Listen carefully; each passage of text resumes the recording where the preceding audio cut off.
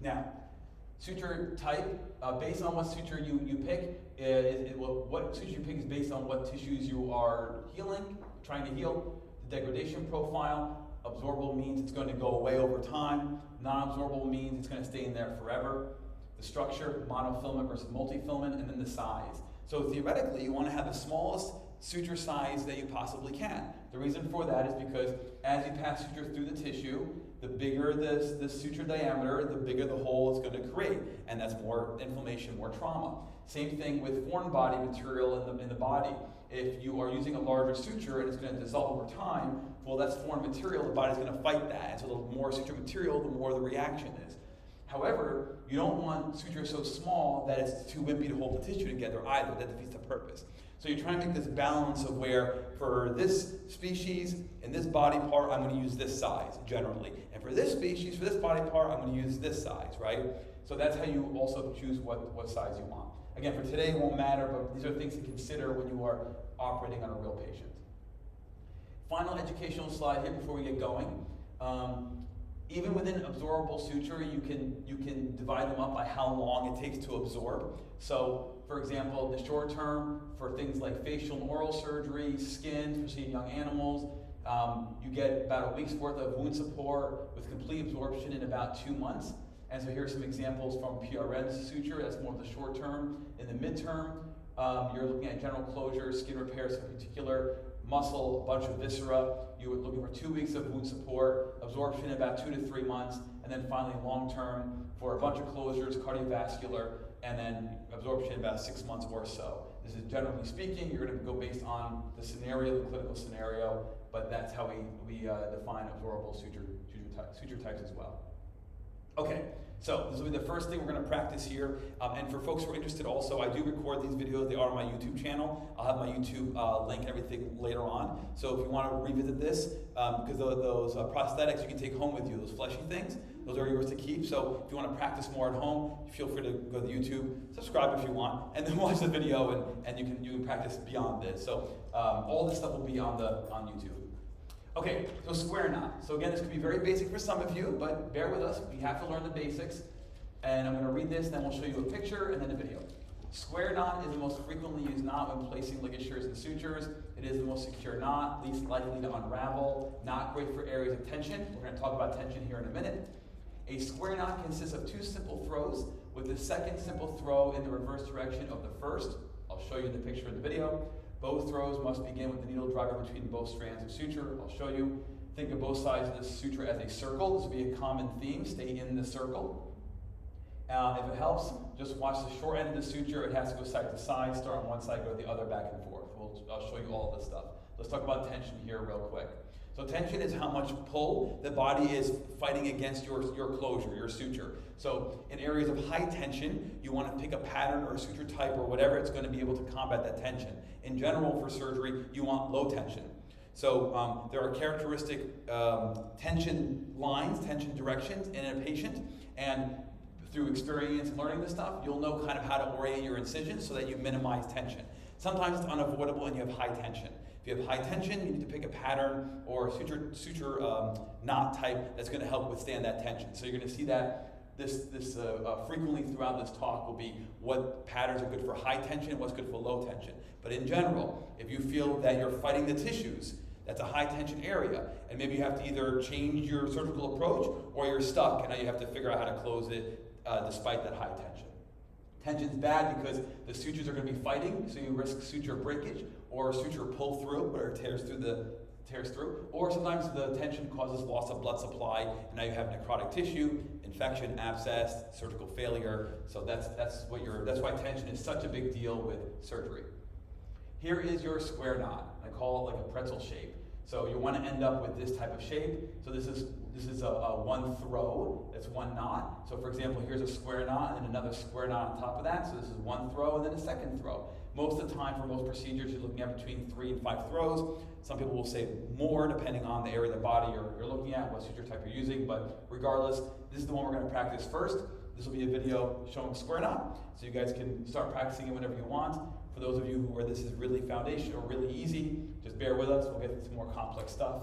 But this is your standard square knot. everybody has to at least know this for today's lab in order for us to move forward. This is basic. You have to know this. So I'll play it multiple times for those who are still learning this for the first time or not as comfortable yet. So notice he's doing this in the circle. We'll repeat it here in a second. In a circle. So you see it now for the other side. He forms a circle, and then pulls through. And he's getting that pretzel shape that we talked about. In the circle, and then pull through. And this is your square knot.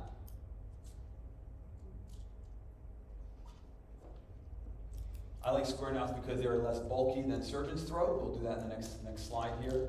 I like it for smaller structures like cat intestine or ferret intestine.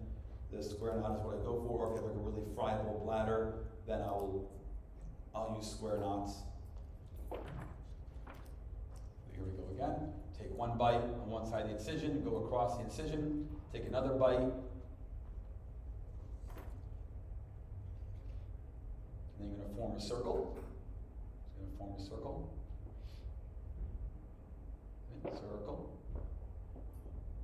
You're staying in the circle. Stay in the circle. And then grab the other end. Pull it across. And you get that pretzel shape, nice and tight. And then circle in the reverse direction. Pull. And for our lab, you can do as many throws as you want. I just want you to get a handle on forming that circle and pulling, forming the circle, pulling.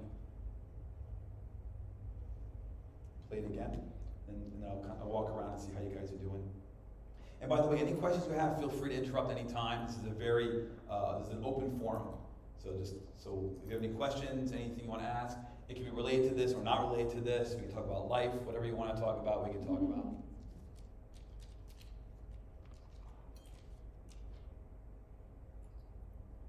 Let's see how we're doing. This is this square knot.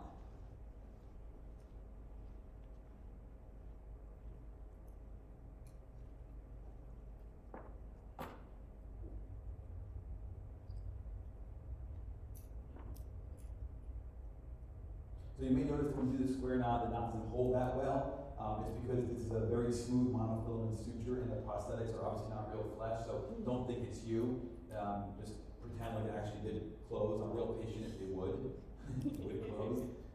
But for this one, it may be seen a little bit more loose. So if you're finding frustration in that, it's just the way the prosthetic is. That's all.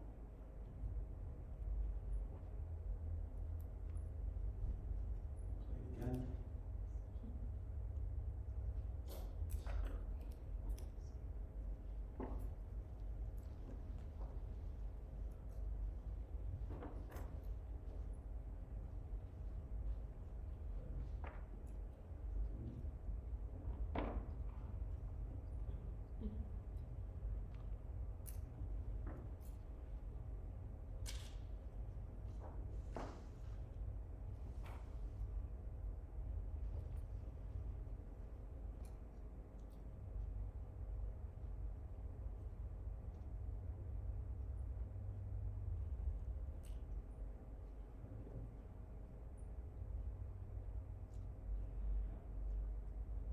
The other thing you may realize too, if you take too small of a bite, meaning where you enter the needle and then exit, if it's too close to the wound, you might find that you're pulling through it and tearing it, because again, it's not real flesh. Just take a bigger bite.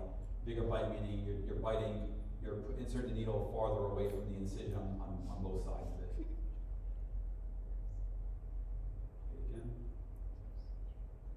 Do you recommend like leaving it more, like if you're concerned this is really gonna swell, like leaving it that a little bit looser so that it doesn't really expand? Yeah. So the question is, how tight do you make your knot here? Because if you go really tight and there's cervical swelling, that swelling's the knot is gonna be more tight on the skin.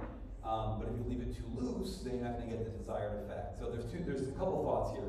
One is, through experience and time, you kind of know how tight you need to do it. You don't want to crush tissues by making this too tight. If you go too tight and crush tissues, you might feel better that you made it really tight, but the tissues will hate you for it. It's gonna cause damage. So you want to be snug enough.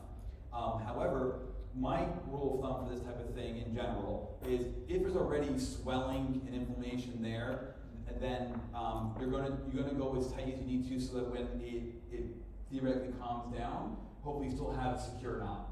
If, however, there's no swelling or inflammation, play it again. There is no swelling or inflammation at the time of surgery. As long as you think it's gonna develop swelling and inflammation, that's probably as bad as it's gonna get. You know, if you're doing like a spay or something like that where the animal's healthy, the incision's not crazy, you're not treating some crazy disease, just a standard surgery, there's probably minimum swelling and inflammation that's gonna develop. So make it as tight as you think you need to, despite whatever normal post-op swelling will happen, it probably won't be so much it's gonna ruin your closure. I was thinking more for like meso. Yeah. Like some would always swell for me. So Yeah. is it okay? I usually put like a hemostat, mosquito hemostat in there and then tie a knot Mhm. like that just to leave that much to swell. Yes. But So if you're dealing with like a mast cell tumor, for example, there might already be inflammation there. I would argue maybe if you can delay surgery for a couple days, put them on meds to get that swelling to calm down, because you're trying to get margins, ideally. And if it's an area of the body where margins are already tight, or you just can't, there's no way to avoid cutting into the inflammatory section, you may want to give them some meds, wait a couple days or a week or two even for it to swelling to calm down, and then cut it. So I'll do the same thing with like anal sacculectomies. They come in with a gross anal sac, it's nasty. I might treat it for a couple of weeks with antibiotics, anti-inflammatories, e-collar, let it calm. That'll help minimize the risk of dehiscence and surgical failure when I'm ready to cut it, if you can. If you can't, then yeah, you can do something like the hemostat technique where you put the hemostat in between where the knot is going to be, and then that way you tie as tight as you can on the hemostat, but then when you remove the hemostat, you still have some room there. You can do it that way, or you can just kind of eyeball it over time with experience, however you want to do it. But it might be better off just to wait and see before you actually do it. Same thing with bite wounds. We always want to fix bite wounds right away, and there's probably no need to. You're probably only risking the tissue declaring itself. So if you can wait maybe a day or two, even a couple of days for that bite wound, if it's not a medical emergency, let it calm down, declare itself, and then repair it, you'll have probably higher success rate. We're always in a hurry to fix things because it's broken right now, and that may not be the best way to approach these in general. How you doing? That looks good. Yeah, looks great. Yeah, good. And then for areas like intestine, for example, it's even more important, obviously, that your knot is secure, but you don't want to crush the tissues either. So you want to, it has to be just snug enough, whatever that means. You kind of learn over time what's snug enough, and what's too loose and what's too much. Don't be afraid to start over. If you're closing intestine and then you're looking at your knots and they're just too loose, and it's annoying to start over, start over. It's much more annoying to deal with a septic abdomen later on because your knots were too loose. How are folks doing? Can we move on to the next one? I think some people look pretty good. Anyone object? So it's just one, right? So like the blue, like it's just one over, Mm-hmm. not two. Yeah, that's right. The two will be next. That's a surgeon's throw. Don't fight. We're gonna get there. We're gonna get there.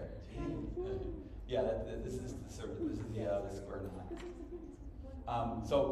Here's a piece of wisdom that some of you may have forgotten or never really did. So if you notice in the video, and when you guys were doing also, Dr. Miller is taking a bite with the needle and going straight across the incision and then coming out, right? Which is fine if you're dealing with a small gap in between the wound edges and a patient that needle can span the whole wound. But sometimes that wound is really wide, or you're dealing with like a really small needle. And so what I would recommend doing, and I would get in the habit now if you're new to this, is instead of taking a bite across the wound straight away and exiting, take a bite, exit the wound completely with your needle, and then reinsert your needle back into the other end of the wound and then come out.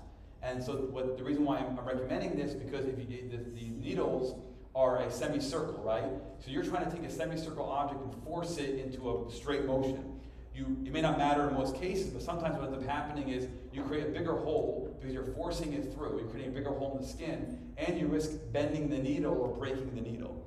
And you also don't want that, because you might be doing a really long incision and now you have a screwed up needle because of technique. So take a bite, exit the wound, reinsert, and then exit. It's annoying to do it this way because it takes more time, but I would say it's improved cosmetics, better surgical technique, keeps the longevity of your needle throughout that whole procedure. So try and keep that in mind when we're doing these. I'll remind you guys intermittently here, but that might be a nice habit to get into for these. But there are some incisions where you just go straight through if they're really small, but in general, it's probably better technique if you exit and then re-enter. So here's a surgeon's knot. So also known as a friction knot. Surgeon's knot is often used in high tension tissues, right? So it's a bit stronger, that cannot be properly opposed using a square knot. The surgeon's knot differs from the square knot due to an extra pass through the loop of the first throw, double overhand knot followed by a single overhand knot. We'll show you in the picture in the video. This extra twist in the first throw provides more friction to maintain its position until the second throw is placed. This is what we're looking for. So this right here is a surgeon's knot of the surgeon's throw. You have now double. So it's like a double pretzel. And then you follow that up with your next throw, which is a square knot that you've already all mastered. So this is the surgeon's throw and a square knot, or a surgeon's knot and a square knot. So here's a video on how to do that. So if you're going to perform a surgeon's throw, it'll be your first throw. It'll be the first knot you perform. After that will be square knots to help support it, which is what we did in the previous example. So here's Dr. Miller again taking a bite through. So again, I would argue instead of going straight through, maybe poke through, exit completely, and then reinsert. Here is the surgeon's throw, double. So exactly like what you just did with the square knot, but now instead of going once in the circle, you're going twice in the circle. And then you see the next throw is a regular square knot that you just did in the previous video. I'll play it again.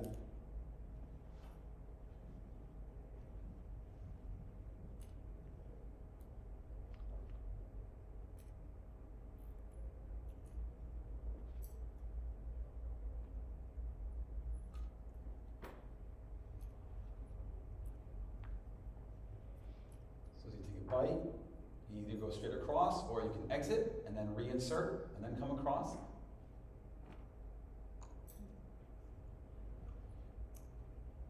See how we had to kind of shimmy the needle in there? It's a small needle, and so you're forcing it to be straight instead of exiting and then re-entering. So surgeon's throw, it's going to create two circles, see that? Two loops, and then grab it and go across. And now a square knot. So in a real patient, you would do a surgeon's throw, so double, and then followed by a couple of square knots. So maybe one surgeon's throw, and then maybe 2 to 3 to 4 square knots, depending on what part of the body you're working on, the species, all typical case decisions you have to make when you're doing this. We'll play it again, and then we'll walk around and see how you guys are doing. And again, these are foundational to learning how to suture in general. So if you know the square knot and the suture knot, pretty much you can close anything. The next patterns will help you speed up the process and help work in certain conditions. But in general, if you know how to do a bunch of these in a row, you can close pretty much any incision. This is what you need to know for foundation.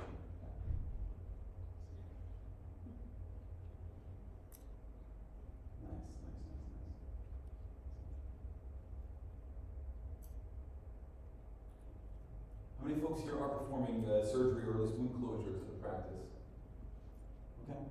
How many this is like brand new to you?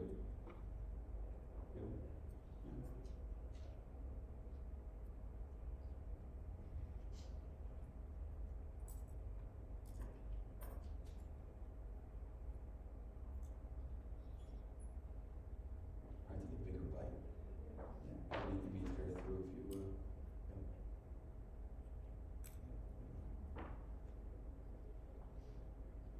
Can we play it again?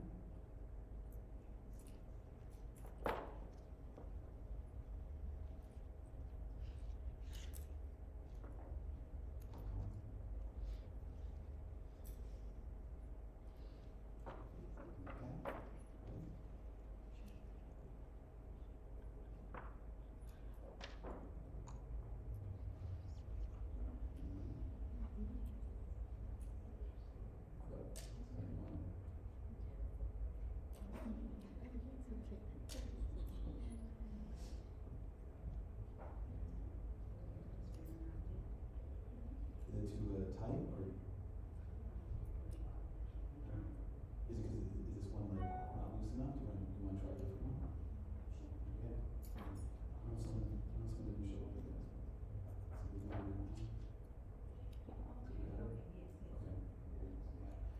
you're no, if you're feeling like fatigue because you're like opening and closing the needle holders, it might be that you're just like just too new and so they're too stiff, and so I don't want you to struggle through it. It's not worth it. I'll give you another one. Another one? I'll try. Is anybody seeing here? Right, I don't see. Yeah, it's not worth it. We're gonna do it. Yeah, better. Okay. Yeah, what a relief. Yeah, see that fatigue is real. It'll mess you up. It's not worth it.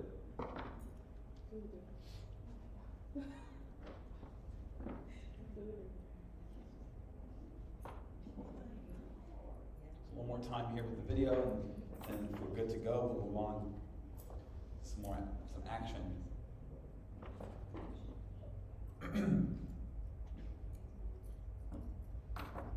Yes. Yeah.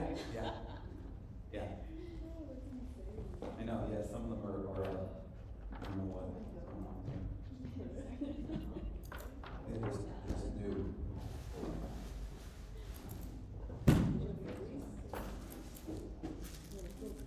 I know.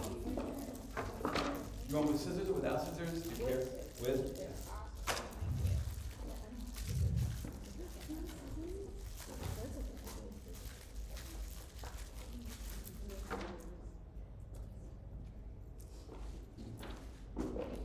You know what? I may not have any more with scissors. Yeah, I don't.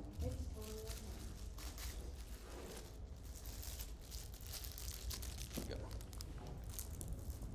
Yeah, hopefully that works. Let me know, and if not, I'll give you a little. We'll just keep trying more until we can figure out. I don't know where the pointer went. Anyone know where the pointer is? This happens all the time. It's insanity.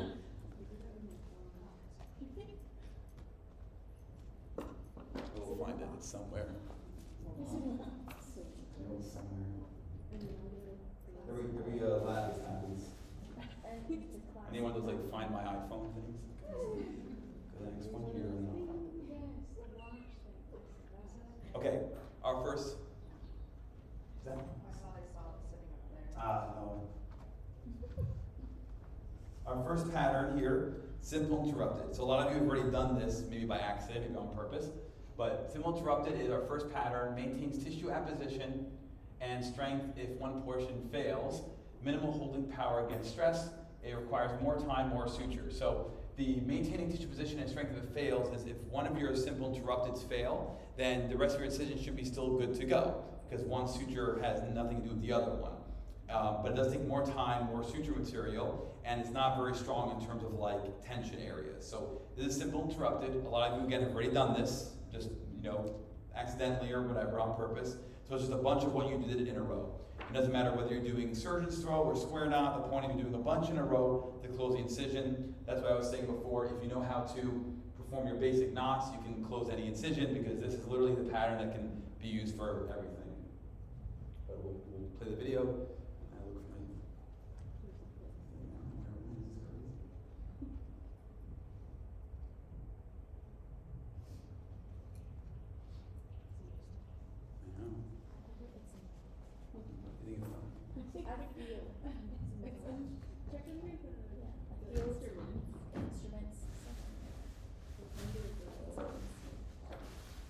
Oh yeah, no, it's good job. A+. You get to take a prosthetic home with you.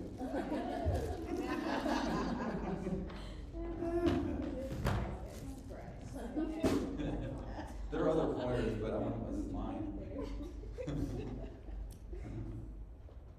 Okay. So you place one, and whether you're doing a surgeon's throw and then a square knot, up to you, and then you just place a bunch in a row. That's literally all this is. So I'll play one more time, but and then we'll just move on from there.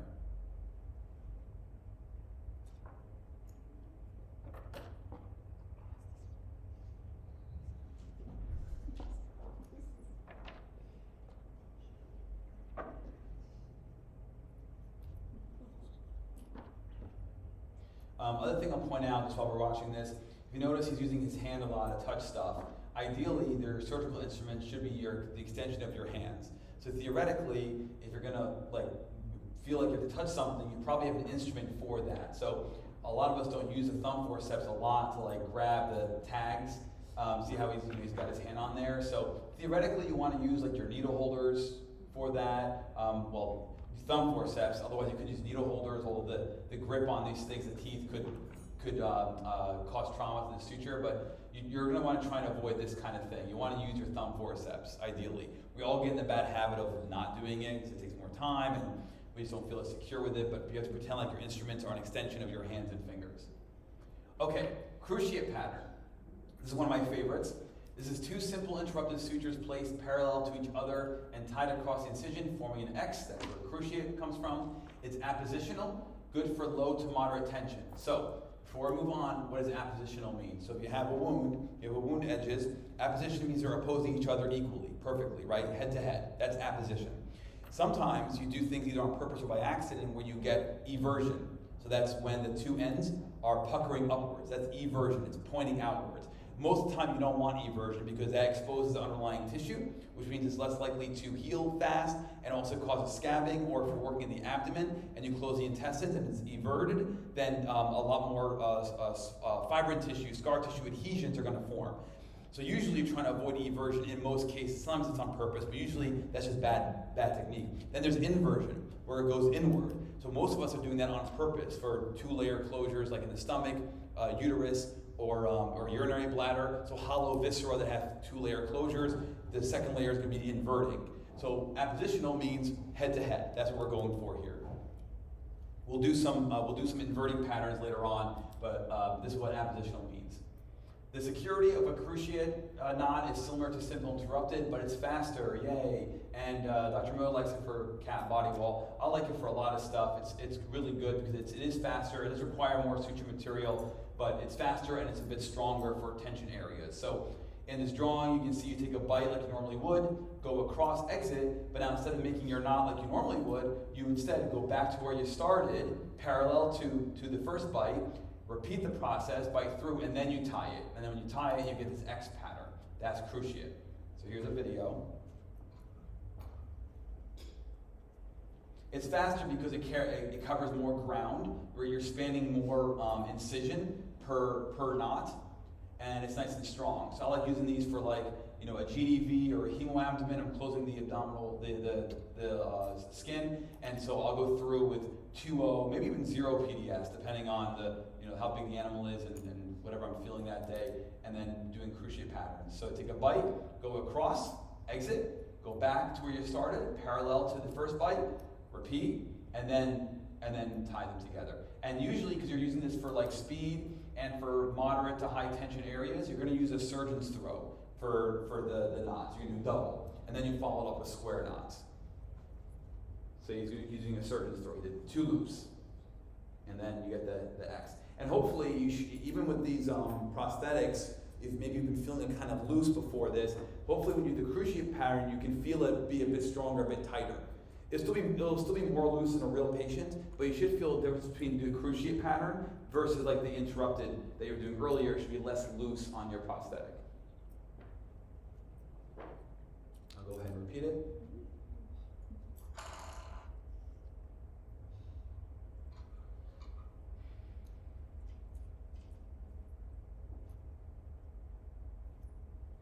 Now, in regard to the inflammation question from earlier, a lot of folks like to use cruciate pattern if you are closing an incision that already has a lot of inflammation to it, because you can leave it still kind of loose, right, to make up for the inflammation and swelling that's there, but you still have a pretty secure closure.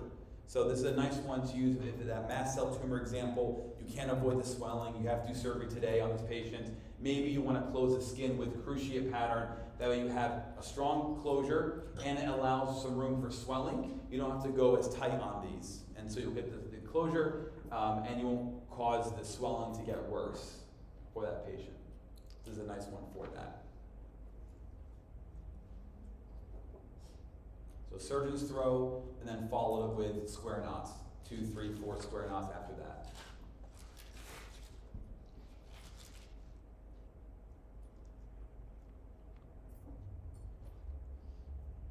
How many folks use this pattern at their practice? Yep. Yep. Yeah, it's a good one.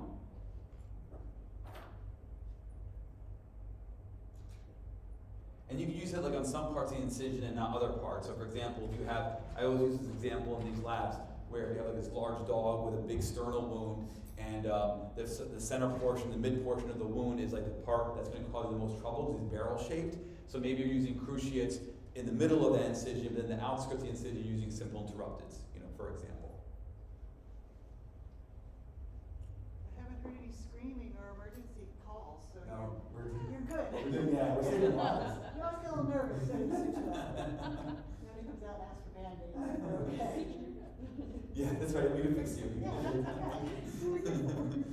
No volunteers, we Yeah. can bring all the stuffed animals I have at home that they've ripped apart. Oh, We yeah. should do that next time. I've tried doing that. I've tried doing like sofas, and it just doesn't hold. It It's doesn't. not the same? Always falls apart. You need someone who does like actual sewing to. Alright, you ready to take it? Yeah, we're doing great. Thank you. Thank you. Everybody's We're learning a ton, saving lives, saving future lives. How we do with the cruciate? I'll walk around here and see how we're doing. Can you feel the strength? Those who don't do this a lot, or just starting out, can you feel like the difference in the strength of the cruciates? Does it feel stronger than the previous ones? Yeah, that's a unequal tension probably, I'm guessing what happened. Yeah, you want to keep it symmetric as you pull both sides. Yeah. Because if you notice on these, actually the knot is going to be over the wound, right? So if your knot is going towards the sides, then probably it's that you're uneven tension. You're pulling unevenly on both sides. So you want it in the middle. Yeah. I mean, I guess I should say you want it in the middle. You want it to be secure. I don't care where the knot lands, but theoretically it's supposed to land over the incision. There are other closures we're going to do shortly here that the knot will be off center on purpose. That's the way it is. But for this one, theoretically you want it over the wound, but I don't really care. It's just it's a sign that you don't have equal tension when it's not centered. But what we care about is that it's closed and the patient does well, live a happy life.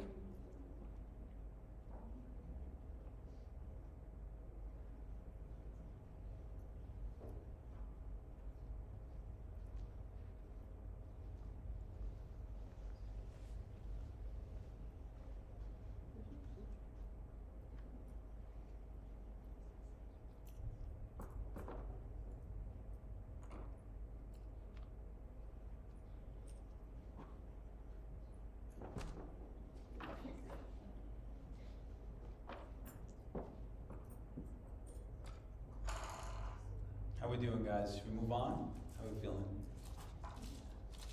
Okay. All right, horizontal mattress. So we're getting a little bit higher here on the complexity. Horizontal mattress pattern starts by creating a simple interrupted pattern, but instead of tying the suture, the needle is inserted some millimeters laterally on the same side as the needle exited. It crosses to the other side of the incision to exit directly across, the same number of millimeters, lateral to the first site of entry in the skin. I'll show you the picture in the video. The suture ends, which should be on the same side of the incision, are then knotted, good for areas of tension. Useful in skin, it can cause eversion.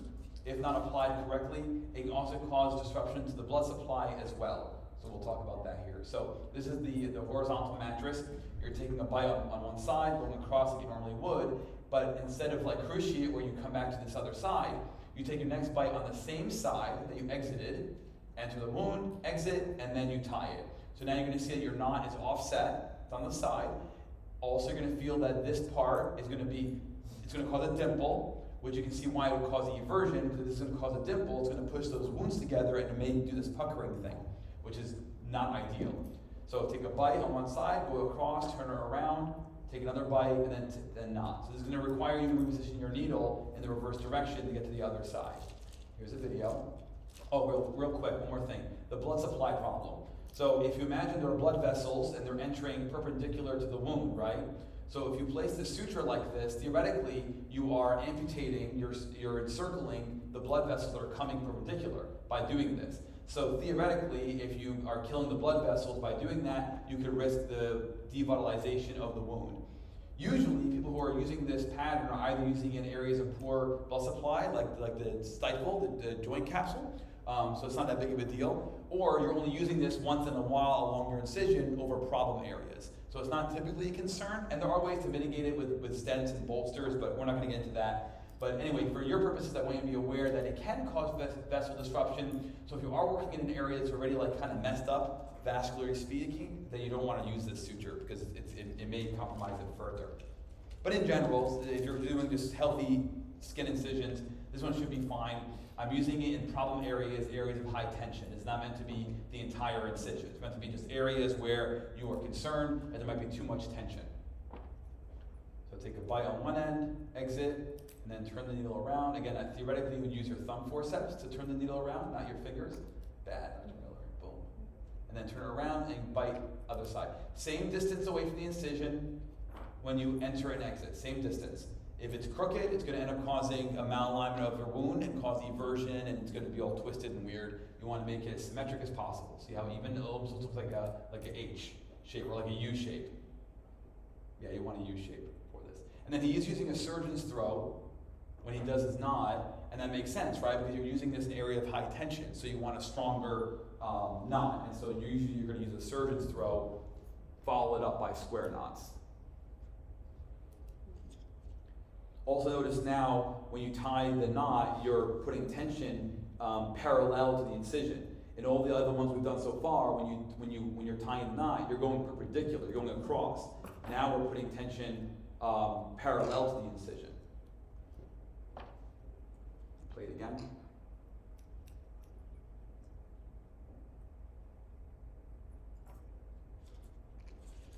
How many folks use this in their practice? Couple. Yeah. When do you use it? What's your deciding factor when you use this one in practice? Sometimes just like, I would say tension. Mm-hmm. Yeah. Like skin closure? Depending on what it is. Yeah.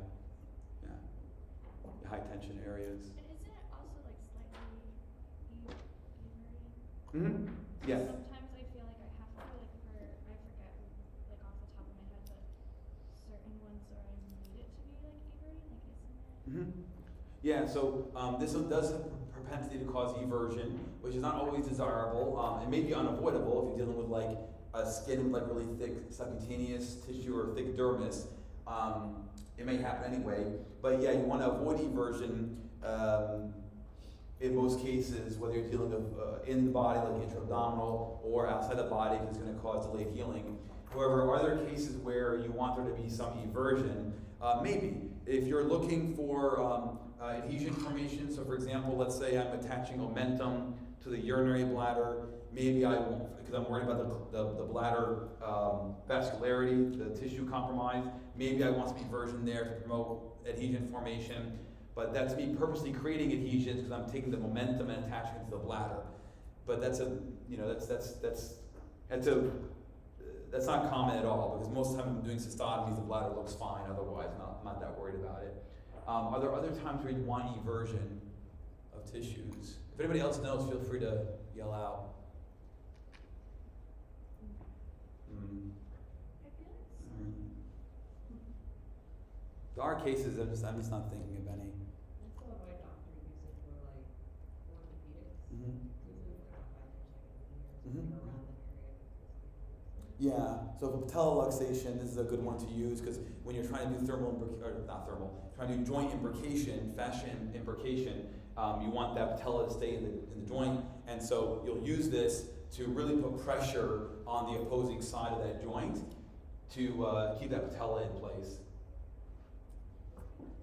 So that's usually when I use this. I use this either for areas of high tension in the skin, or in skin incisions that have failed on me and I have to revise it, and so I'm going to go stronger, or I'm using it for joint capsules to imbricate the joint. Any luck on the eversion thing? I'm wondering if I know there's some indications for it. I know some people. I feel like there are. Yeah. I'm trying to think of what. Because if you want to promote adhesion formation, then you want eversion. Yes.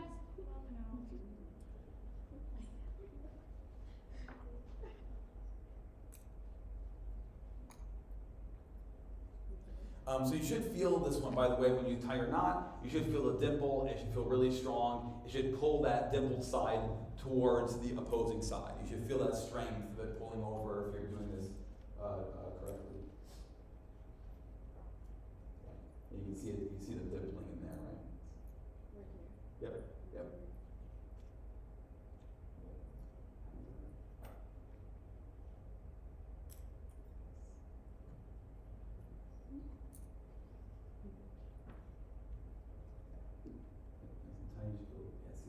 Yeah, you'll see the prosthetic kind of like start pooch upwards if you're doing the incision that's in the margins, because it pulls it all on that side. Yeah, it's all more tension. Little, yeah, you want to see it kind of like sink in there. But it's good if the incision is closed. You can't see the incision, yeah. Yeah, doing high tension, it may fail on you, it'll be okay. So you want just a bit more pressure. You want to feel this dimple in there, just sink in a little. Like really go nuts and just see it so you can get a feel for what it feels like. Yeah. Try to work on the symmetry with the heart, say crooked. You want to be parallel to the incision. So you use that unequal bias. Not a big deal. You just want to be perfect about it, then try to make it work. Good. Yeah. These are all basic for you. Good. We'll get to some more stuff here. Let's play it one more time.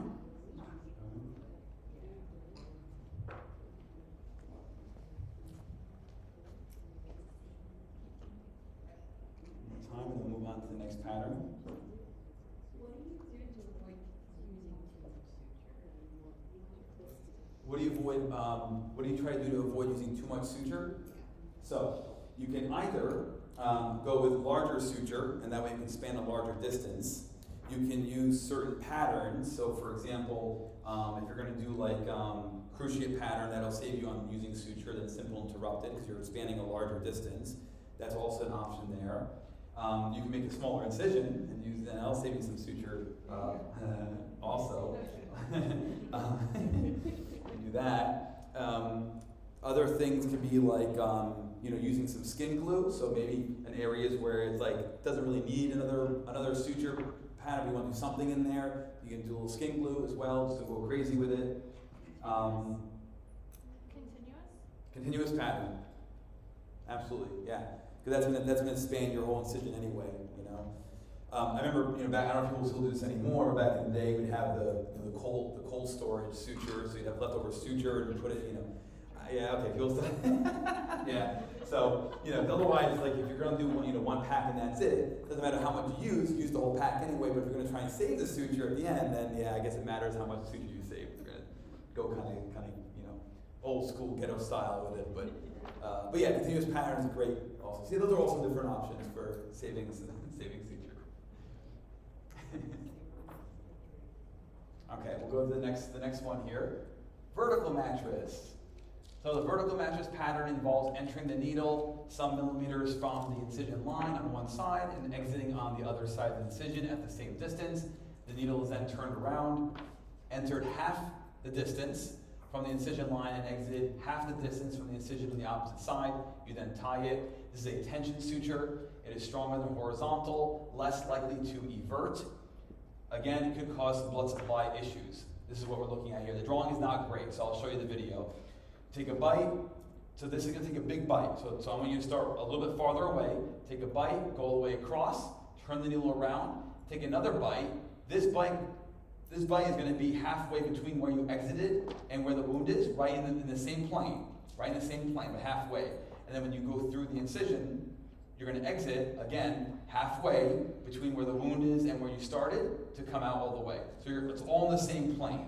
And then if you notice that the knot is going to be off-center, here's what it looks like. I don't think I really ever use this pattern, but it is very strong. You'll feel the strength when you do this. So start far away.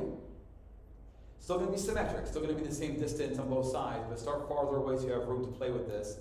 And this is a nice one where you should exit the wound and then re-enter it. You shouldn't do what he's doing. See how he's trying to force it? See? He's out of needle now, and he's still trying to poke through. This is why in real life you try to avoid doing this, because you're going to bend the needle, it's going to break on you or cause more trauma. You have to touch the skin, which has bacteria.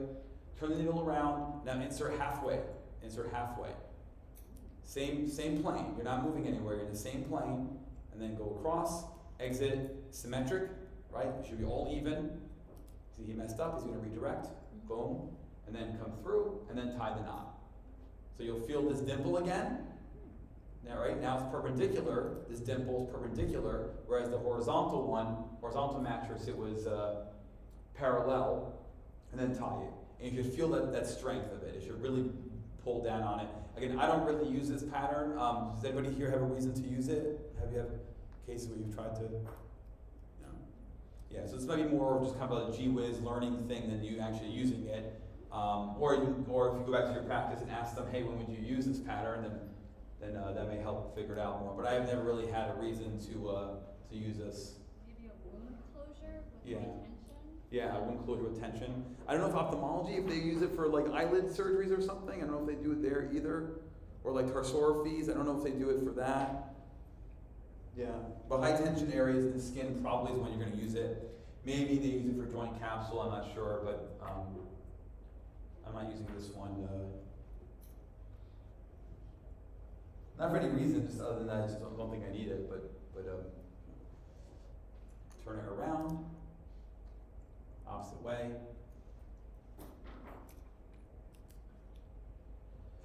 So vertical mattress.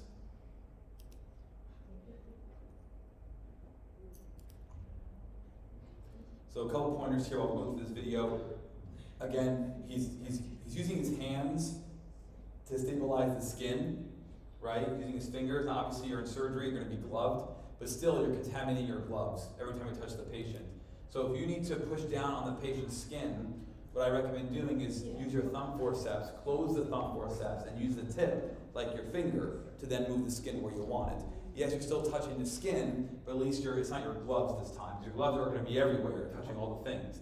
And so theoretically, you should try and avoid touching the skin with your gloves. So you see how he's using his hands here to touch the patient? You instead can use thumb forceps and put pressure down on the skin to hold that skin in place. See right there, right here? You instead use thumb forceps, close them, put the tip into the skin, and then that'll help counter pressure so you can maneuver the needle. Okay,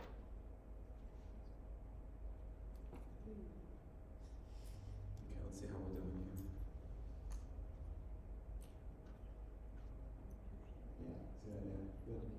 Yeah. Mm-hmm. Yeah. Okay. Yep. And you can see it dimpling. You see the shadowing. That's the dimple party.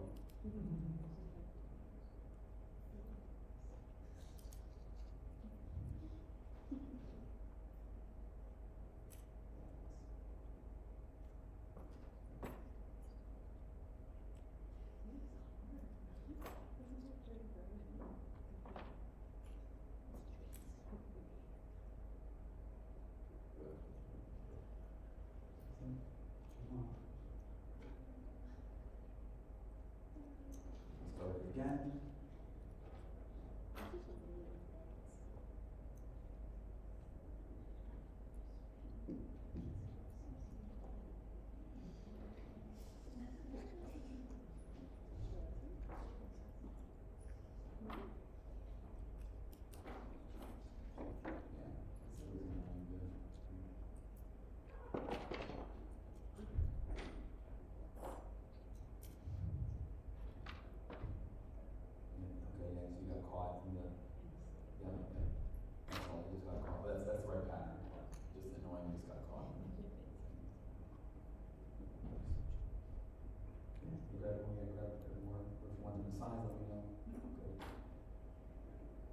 Most notice that some folks, when they're closing the sutures here, you're like lifting your hand up above like your head when you're doing it. Keep in mind, which is normal, which is natural to do. Keep in mind when you're in surgery, your sterile field is like literally like your immediate field. So anything that's away from like your belly, or your belly is on the table, and the table itself, well, that's considered not sterile. Even though theoretically it is, your gown covers your entire body, but nobody would consider your gown sterile from like your waist down. It's past the sterile field. So the sterile field is an imaginary boundary that we create when we have these things. So when you take your hands and you're waving them above your head, you've broken sterility. So you keep that in mind. You try to do everything. You want to do it where you should have no reason to move your elbows in some direction. You should always be kind of like this. You're just sort of, this is how you're operating. Boom, boom, boom, boom, boom. Nice and smooth. There shouldn't be any craziness, with it. Even when you grab instruments off your instrument table, theoretically, you have a scrub nurse, and he or she would hand you instruments, so you don't even have to look up. You should be able to say towel clamps, and then they give it to you, and you go. You know, scissors, boom, gauze, boom. That's theoretically what should happen. I'm just telling you the ideal. I know. I know. But they should be handing you stuff. That way the surgeon can just look at the patient and ask for whatever, you know, and then just keep going. They shouldn't have to look up and look at the table, oh, what do I want, you know. That's not how it's supposed to be, but we all do it. But that's not how it's supposed to be. Okay, are we good to move on to the next? A little tangent. All right, simple continuous pattern. So simple continuous, again, fairly basic, but this is now going to be our first continuous suture pattern. Start with a square knot, one diagonal pass and one perpendicular pass. If the needle advances above and below the skin, it's a running suture, which is not as good. Minimal tension holding, but good apposition, good seal, pretty fluid and airtight. But if it breaks, the whole thing's probably going to fail. This is simple interrupted. So you start off, or simple continuous rather. So you start off with basically a simple interrupt in the beginning, but you don't cut both strands. You continue on and just continue repeating it. Repeat, going across. So you're creating this type of pattern. I'll show you the video. And then when we get through the simple continuous part of it, some of you folks may have trouble ending the pattern, so we'll talk through how to end the pattern as well. That's a whole other thing you have to master. But for right now, simple continuous pattern. Start with either a surgeon's and then a bunch of squares, or do all squares, depending on your preference and what part of the body you're closing. And then continue on with a simple continuous pattern.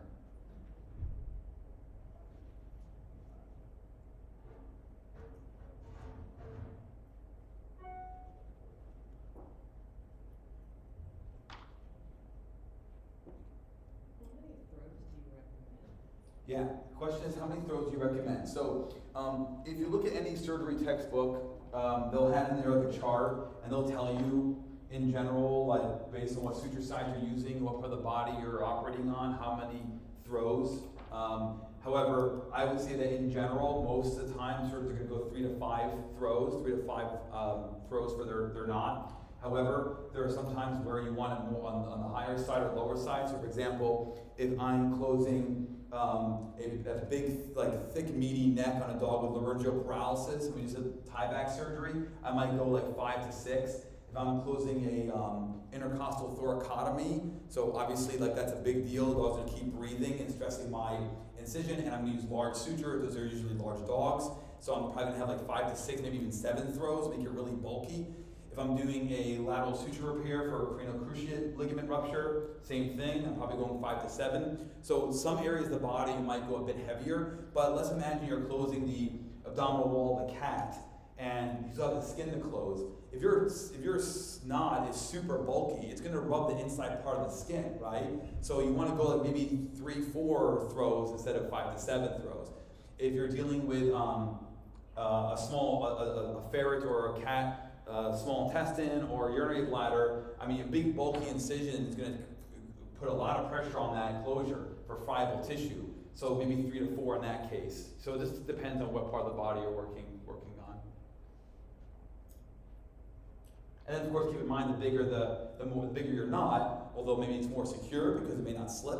The body has to now deal with that foreign material. So you have to balance all these factors when you're trying to figure it out. But in general, 3 to 5, somewhere around there. Probably most of us are going to go like 4 to 5 is pretty solid. 3 is a bit ballsy. You got to be really brave for like 3, really secure. Probably more like 4 to 5 is a pretty good number. But if you look at the textbooks, they'll tell you what they recommend. It's just a matter of applying it to your own experience. I'm going to replay the video, and then when we get to the ending portion, I'll slow it down and we'll talk about how to end the pattern. Oops.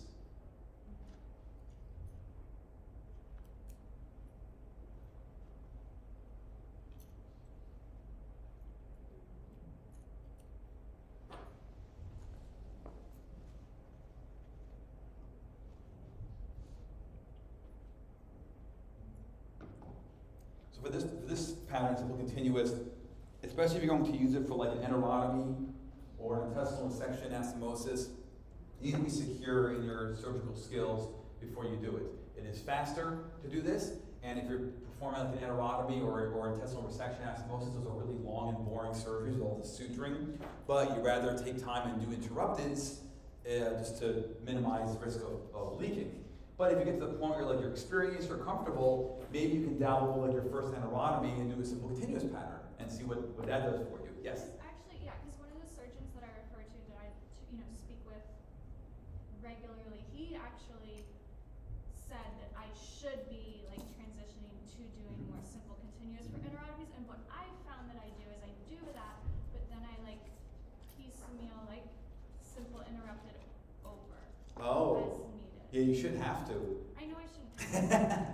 Yeah. So if you're doing that, then you're messing now with the tension you have with the simple continuous pattern, Okay. right? So I would say if you want some extra like buttressing, like you want to feel better, you're too scared to leave it alone, do your simple continuous pattern, and then take either Momentum. I do that. And okay, all right. Or you can also, instead of Momentum, you can do a serosal patch. You can take a nearby intestine. And yeah. You take, so if this is the intestine here, let's say jejunum, and you made your enterotomy simple continuous, take a nearby small intestine with a wide loop, and then you can suture that to your incision. Just tag it twice. And that, It's the same thing as a mental patch. You're just providing another means for the cells to kind of migrate easier and protect the area. Yeah, but you gotta be careful because if you right, create you don't wanna too sharp of a turn, yeah, you're going to cause an obstruction. So either one is fine, but I wouldn't put interrupteds in your simple continuous closure because I think you're going to deform the tension you have with the simple continuous. Okay. Yeah, but I agree. I mean, if you're comfortable with doing enterotomies and stuff like that, and you've been doing interrupteds forever, time to start practicing with simple continuous. The reason was more that I was told that perhaps that was why one of them failed due to just it like not being the best type of closure. It failed because you did all simple continuous with no Yeah. interrupteds? Or just it was all like simple interrupted. Oh, okay. And then I had a failure of that one. Okay, yeah, I mean that. And then he was saying that perhaps I need to be going to smaller suture and continuous. What size did you use for the one that failed? I don't recall exactly, but Yeah, because most in small intestine, actually probably all small intestine, let me back. So for dog small intestine 3.0, size I 3.0. want to say it was 3.0, and he was saying to go like Go 4.0? go like 4.0. Yeah, go and 4.0. like simple Then go- continuous. Yeah, then do that. Go 4.0. Yeah. Then I have another question. Mm-hmm. Do you find that tie-back surgeries, if you said you do them, Mm-hmm. are they like better than they were 10 years ago? Because I feel like 10 years ago, like it was like a salvage procedure and like no one did it. And Mhm. now I feel like is it true that like they're just better or like is it? I think it's the same thing we've been doing forever, tiebacks. I think probably what's improved with tiebacks is one is we have way better like post-operative care and monitoring. There are a lot more 24-hour hospitals now. More clients are willing to spend the money on their Maybe pets that's it. now. Yeah. But also we know now that if you do like a bilateral tieback or a tieback with like a partial retinoidectomy or whatever, the chance of pneumonia goes up insane. So it might be that we've been cutting out more aggressive procedures and just doing the one procedure that we should be doing and seeing how they go from there. That's another factor. Oh, maybe. Yeah, but I think better post-operative care and better client,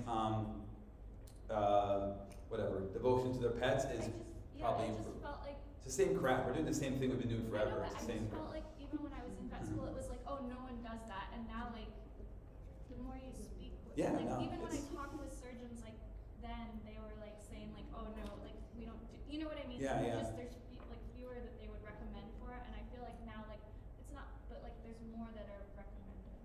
Yeah. No, the technique's been the same. I mean, there's some portions of the technique that you could modify. Like doing like a cricoretinoid disarticulation. Maybe that's gone out of style and that's helped improve the stability of the closure. But I'm wondering if maybe it's more just clients are just more willing to spend money on their pets and there's better post-operative care than there used to be. That's what I'm thinking with it. Because all the other options for laryngeal paralysis surgery are like weird and retinoidectomies and modified castellated laryngeal fissure. all these innervation procedures, they can just, EMG surgeries, things like that. They're just experimental or just not realistic, and nothing beats tieback currently. Right. Yeah. Yeah, that's what I'm thinking. I think it's probably just better post-op care.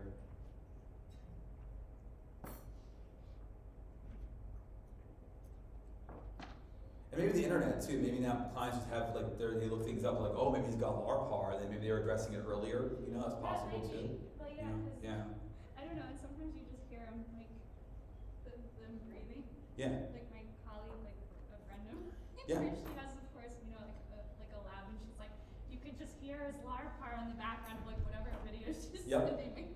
Yeah, yeah. I think there's grades of learned paralysis. Yeah. Usually you start with paresis, unilateral, then bilateral, and then paralysis, unilateral, then bilateral, and so there's a grading system for it. So if you can intervene earlier.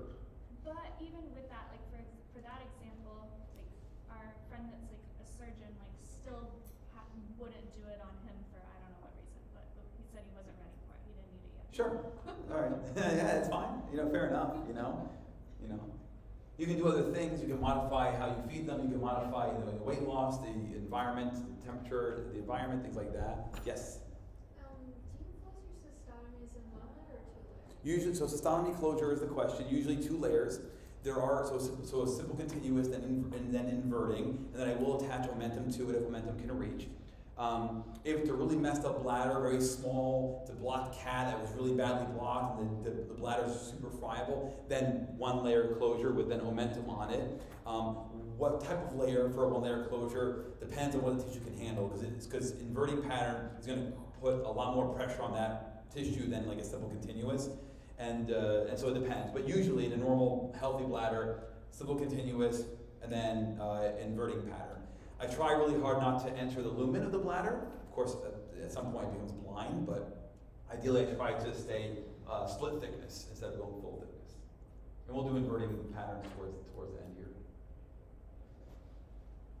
Let's talk about how we end this. I'm going to fast forward here.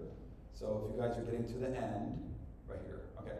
So you're at the end. You're deciding, okay, I want to stop this now. So you have a loop there. You see how he has needle holders in the loop, and he's going to keep that loop there. Okay. He's going to then do his circle. So he's going to do his circle, right? He's doing a surgeon's throw. So he's doing a surgeon's. See that? So now we're in position. He has a surgeon's throw. He's got a loop there. Pretend like that loop is a single strand of suture. That's what confuses people, is that it's a loop. But just pretend it's a single strand of suture like you start off with.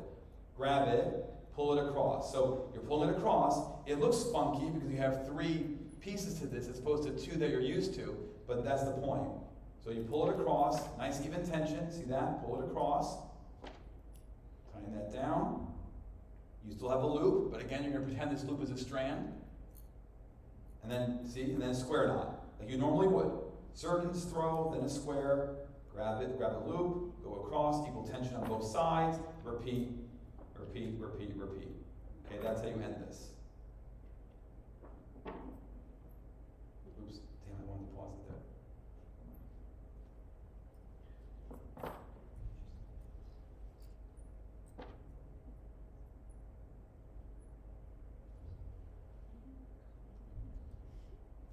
Okay, so anyone having trouble with ending it?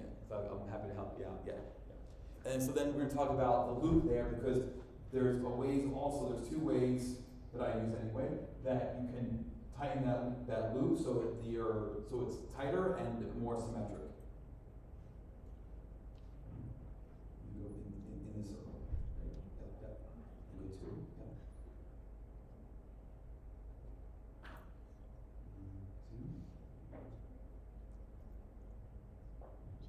1, 2. Go ahead, yeah.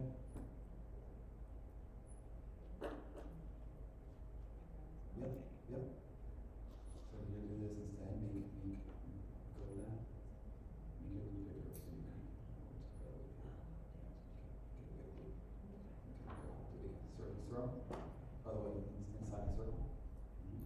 Yep. Yeah.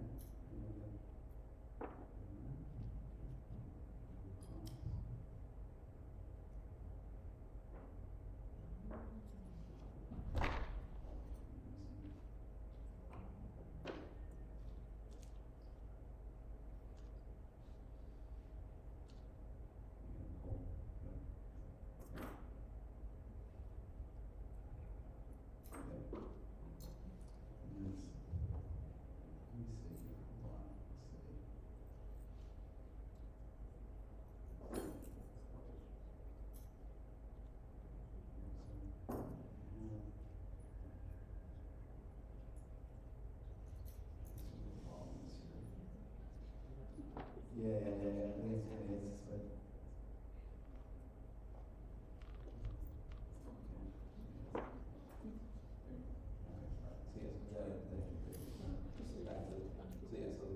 Your surgeon's throw, stay in the loop, and then go across, and then, yep, there you go. Surgeons, yep, perfect, grab that. No, across, yep. Yep.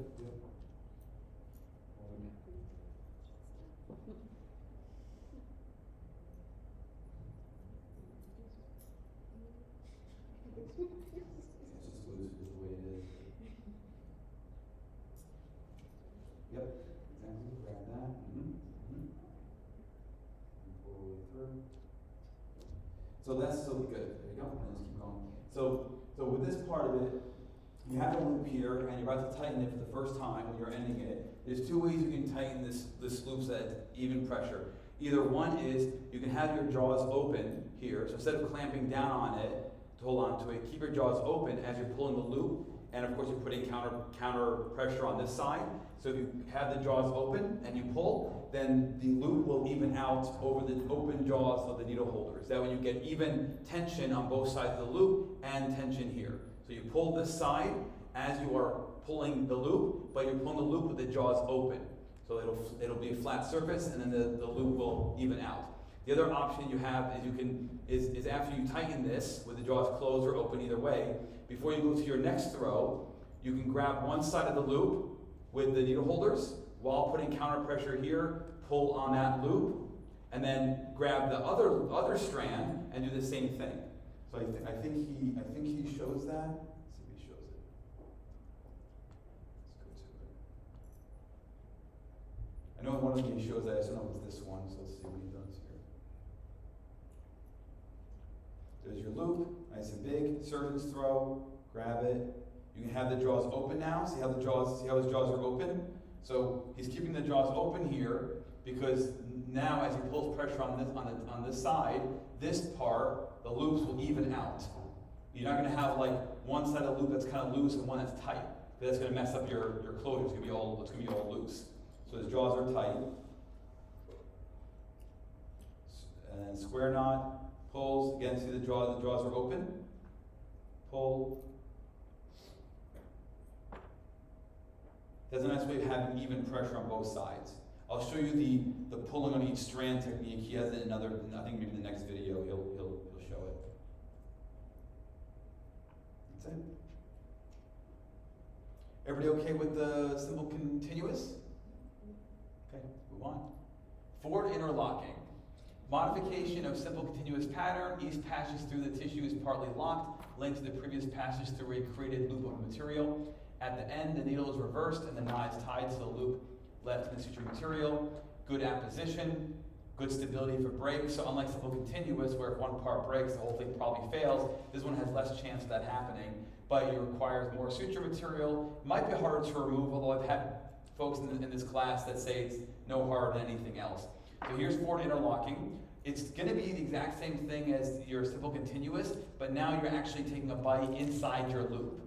Not outside the loop like we were doing before. So continuous, now you're inside the loop, and you get this locking pattern. I call it pi, like 3.14. It looks like pie or toast, but that's what you're going for here. I'll show you the video. I do find that there are some small animal vets that will use this. This is usually like a large animal technique, but small animal vets do use this as well. And this is, from what I've been told, because I don't use this one either, but for skin is typically what you're using this for. So you're doing a normal take a bite on one side to the other. You can either use a surgeon's throw or a square knot, depending on what your preference is. You're using a surgeon's throw here. So surgeon's throw, close out on that. Then a square knot there. This one you're really going to feel the locking pattern. It's going to feel nice and secure as you do this. Maintain tension along your suture while you're doing this. If you go do the forward interlocking the whole way and you're not maintaining tension, you're going to turn back and say, oh man, the last 4 or 5 bites I've taken are all loose, which defeats the whole point of having a forward interlocking pattern. So keep tension as you're doing this. So you do your normal thing, and now just like simple continuous, we just did this part already, simple continuous, same thing, take a bite, go through, But now, you'll notice he's gonna stay in the circle. He's staying in the suture. See? See that? He's staying in it. Whereas before with simple continuous, you were staying outside. See that? That's the only difference here. And as you do more of these, as you go along the incision and you have tension along the incision, you'll notice that pie shape, and you'll feel it like locking. See, he's inside the loop. He's not outside it. And then every time you do this, you're going to put tension here. See how he's going to pull it? See, he's pulling it. Pull, pull, pull. See? And you get that shape. Yeah, this one's fun. It looks cool. It's fun to try it. And you can use it, in clinically as well. How many folks already use this in practice? Or, yeah. There you go. Something new. Give it a try. It's strong and it's fast, so it's a good one. It's a good continuous pattern that satisfies both criteria. It is going to use more suture, so if you're worried,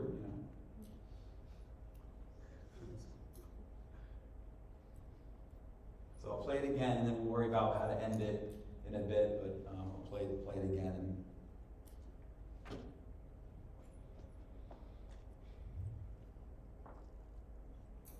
Maintain tension during it. Maintain tension, or else it's going to be loose on you.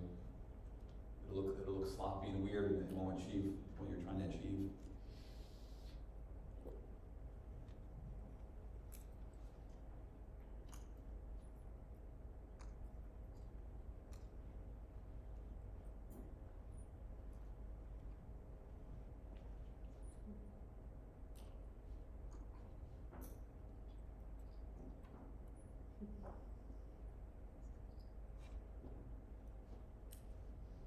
And then we'll focus on how to end it here in a bit. Give people some time to go through it. He's ending it now. I'll replay it.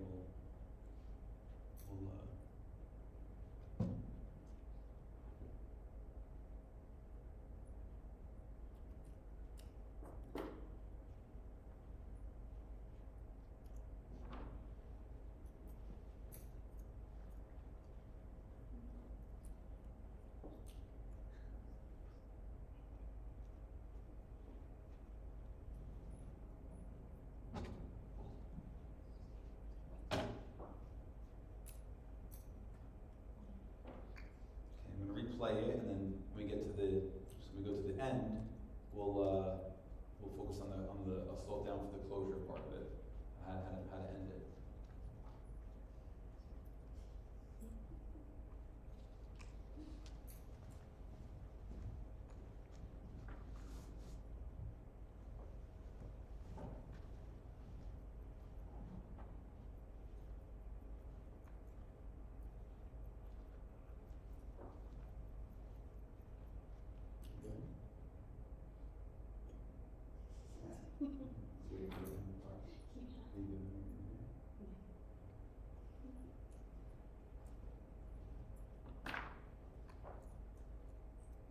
It's a cool looking pattern.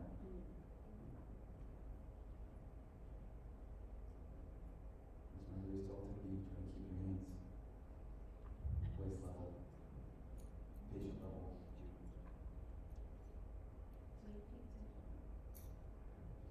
Yeah.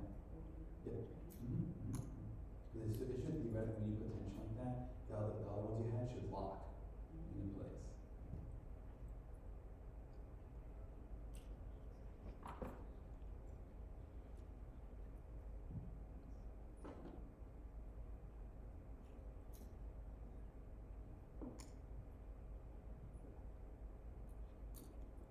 Seeing a lot of healed incisions here. It's great. These prosthetics will be okay. They're in good hands.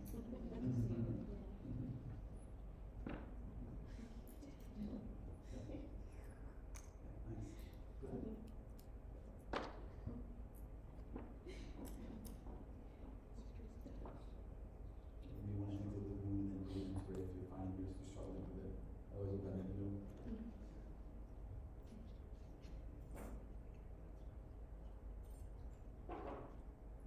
Yeah.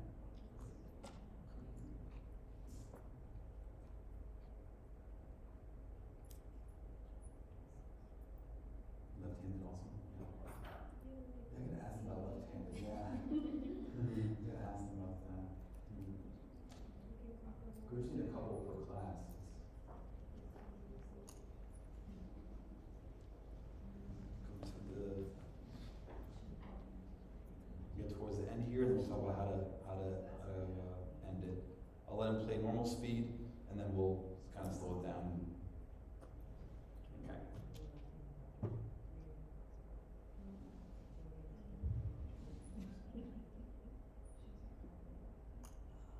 So you notice when he's about to end it, he's turning the needle around, going the opposite direction. See? Opposite direction. Come through. And then, probably surgeon's throw, I'm guessing. Yep, surgeon's throw, grabs the loop, and the rest is like normal. So the only difference with the closure here is you turn the needle around and go in opposite directions. Also look, he's tightening the loop. See how he's tightening it? He's pulling on one strand and the other. I'm going to replay it. But that's what I meant before with two methods of how to tighten the loop. Either keep the jaws open for the needle holders while you're pulling on the opposite suture tag, or you can pull on either strand of the loop while you're pulling on the suture tag on the opposite side. We'll play it here in slow motion, or me pausing it. I am the slow motion. So here we go. So he decides he wants to close it now. So he's turning the needle around. See, so he's at his forward interlocking. He's going to turn the needle around. He's going to take a bite. Take a bite on the same side. Go across the incision. Other side. Okay. Now he's formed his loop. So now you've got it. And then he's going to do what we did before with simple continuous. Do a surgeon's throw. Or simple continuous, you can do surgeons or square, but for here, because you might be using this for more tension, like stronger, so you might want to do surgeon's throw. So surgeon's throw here, grab the loop, go across. Now you can go across and either have the needle holder jaws open while you're pulling, or if you notice what he does here, watch this. He's grabbing one side of the loop, one strand, like not in the middle, on one strand, and he's pulling on both sides with his hand and with the needle holders. He's pulling. See, so he's tightening down. And then what he does is he grabs the other strand of the loop. See, he's grabbing the other strand of the loop and does the same thing, pulls it. And you should feel you're not tightening when you do that. That should be standard for every closure. The open jaw technique is probably preferred because every time you take a bite with the needle holders to your suture, you are causing trauma to the suture. You could break it. But as long as you maintain your strength, you're not like pulling hard, then it's fine either way. But I usually use a combination of having the jaw open, and then I grab both strands of the loop to tighten my closure.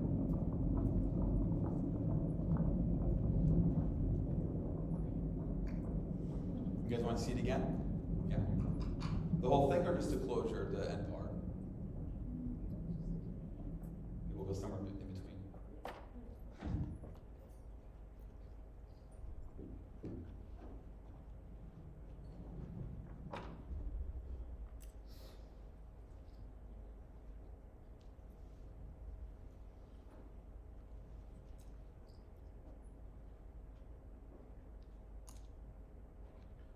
So since nobody really does this one in their practice, this might be a good one to practice on if you're pretty much mastered everything else in your clinic, and you're like, I want to try this on like the next dog spay I have.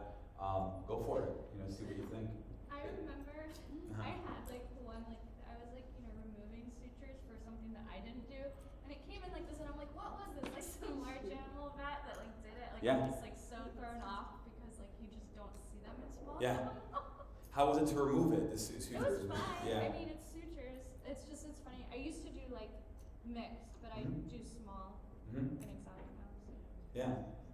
Yeah, it's wild looking if you're not used to seeing it. I mean, I don't use it clinically, and I've only seen it in vet school, and that Yeah. was it. So But yeah. then it was so weird when it was like a wound repair, and I was like, who Yeah. closed this? Yeah. Yeah. Some guy in the barn went ahead and did it.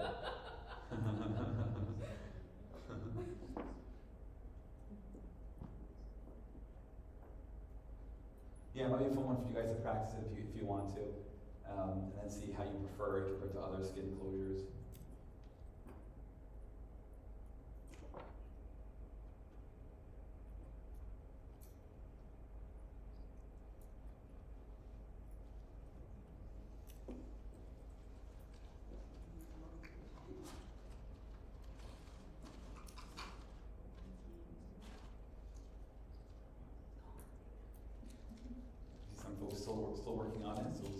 started. We'll go one last go on it, and then we'll move on to the next topic here.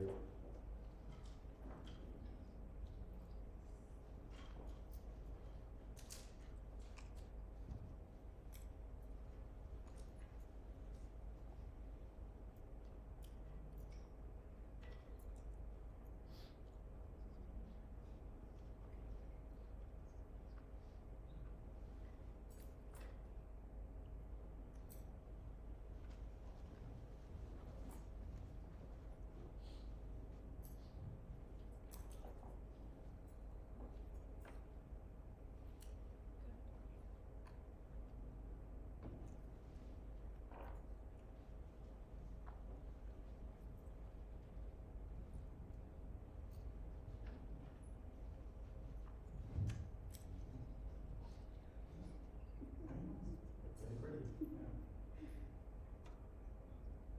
Yeah. Getting an update that my daughter now. Oh, it's all good. It is, it's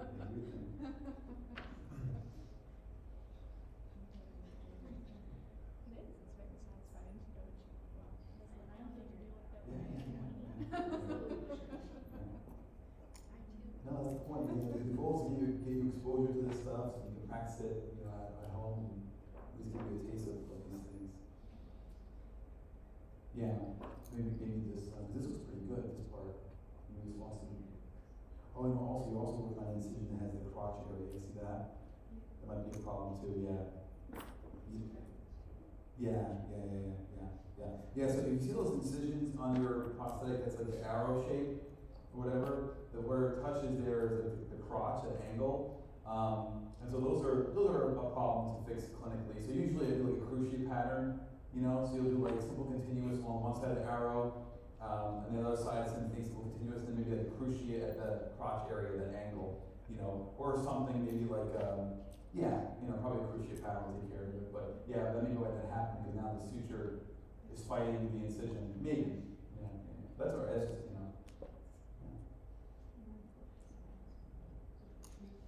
I had a question about, Yeah. why I get you, or actually, so I had this rather large mass on the meal time. Mhm. And I had a lot of tension on it, and I just did like those little Mhm. but would it have been better for me to do like a V to Y in the area first? Maybe. What part of the body was it? Was it on the side? Medial thigh? Yeah, maybe. Those are always tricky. Hmm. I didn't feel like a horizontal mattress with the stents and it. Yeah. I mean, the simplest solution is usually the best one in these cases, But I want to see it direct you better, but yeah, maybe. But I was thinking with the medial thigh, you have a lot more room to work with, or was it just a tiny patient? It was like kind of distal medial thigh. Yeah. So it was kind of more towards the knee than. Yeah. You probably would have gone either way, and it may have been fine. Okay. But if you're finding yourself getting like really fancy with it, maybe stop and think, okay, am I doing something outlandish here? Nothing wrong also with some secondary healing. If you close part of the wound, leave the rest open, let it granulate in, that's another possibility. If you're finding difficulty because over a joint is constantly moving, maybe you need external coaptation to stop the joint from moving so much during the process, and just have them come in every 2 or 3 days for a bandage change, so things are moving in the right direction. Another option too. It's over the knee in a lot of pushing there. Yeah. Although nothing wrong with closing most of the incision and just leave it open to let it granulate in. Second intention healing. Make sure the e-collar and make sure the Yeah. Okay. Are we good to move on?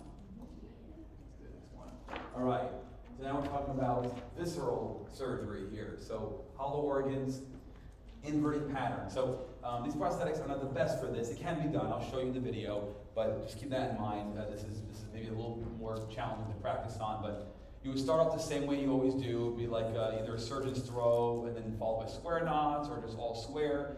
Probably if you're working in the GI tract, for example, you might want to have your first one be a square knot, or rather a surgeon's throw, just have a little more reinforcement. But you do this surgeon's throw, square knot, then the inverting pattern. There's two different types of inverting pattern. There's Cushing and Connell. So what this is you're taking a bite parallel to the incision, going across, taking a bite, parallel, go across. And so what you see here, take a bite, you're going across the incision. Take a bite, go parallel, go across, take a bite, parallel, cross, take a bite, parallel. So you're forming like a zipper. The difference between Cushing and Connell is that Cushing, when you take a bite parallel to the incision, you're going split thickness. Whereas in Connell, you're going all the way through. See what the needle is? You're going all the way through. That's the difference. For the most part, most of us are probably aiming for Cushing. I don't really see a reason to do Connell, but but because you're doing this somewhat blind, if you're closing like the stomach or something like that, then you're going based on feel. So probably we don't really know what we're doing after a while if you can't see it. But if you can see it, split thickness is Cushing, full thickness is Connell. So it's a zipper type thing, and then the regular closure like you would with simple continuous. So here's a video. This is me doing it with the prosthetics. So this would be for like stomach, uterus, urinary bladder. You've already closed the first layer of that organ is a simple continuous pattern, and now this is the second layer where you're doing inverted. Take a bite, go across, surgeon's throw, go across, boom, square knot. You've already done this before. This is the same as the simple continuous and forward interlocking and all of them. Same stuff. Okay. And now inverting. So you're going to take the needle and you're going to take a bite and go parallel to the incision, come out. And then parallel to the incision on the other side.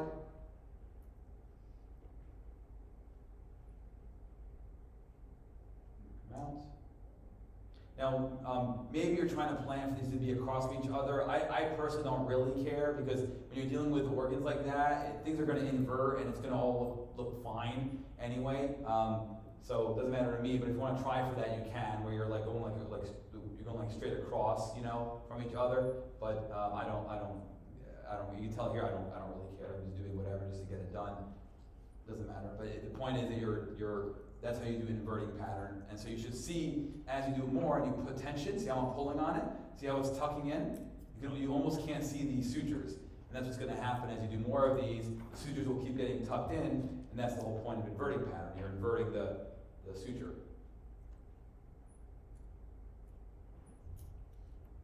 See, pulling it and you almost can't see the suture.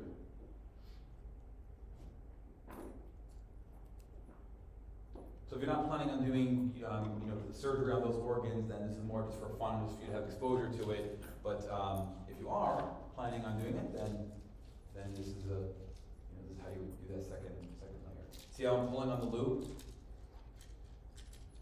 I'll show it again.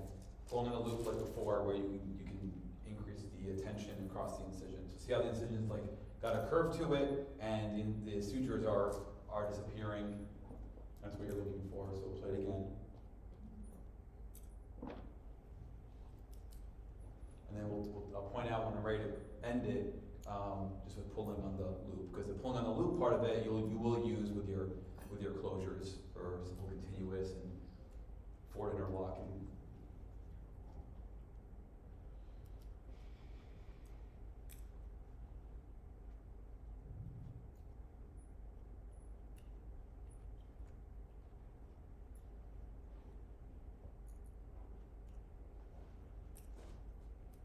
And with the prosthetics, don't be too worried about going full thickness versus partial thickness. There's not a lot of room anyway for these. The idea is just to give you exposure to the inverting pattern, that's all.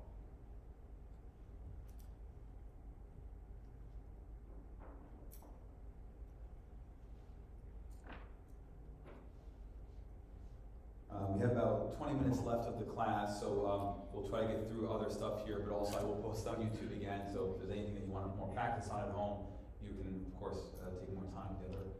The other ones after this are kind of more like bonus material, and Can be a bit annoying to do on the prosthetics because they're not really made for it, but I just want you to have exposure to it so you can practice. And then the vascular surgery too, we'll do some pedicle ties as well.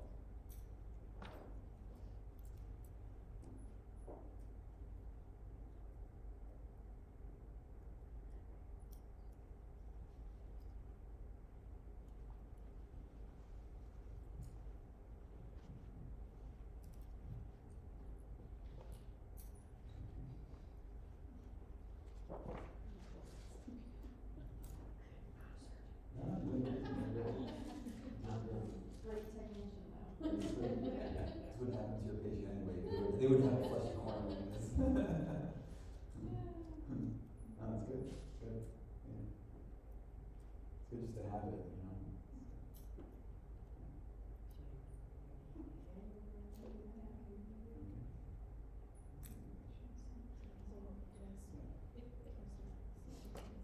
So you took running, perfect here, yeah, good. Now go to this side, go right there. Go across. Watch all the groups here, so you got yeah, take a bite. Good. Yep, that's it. Come out.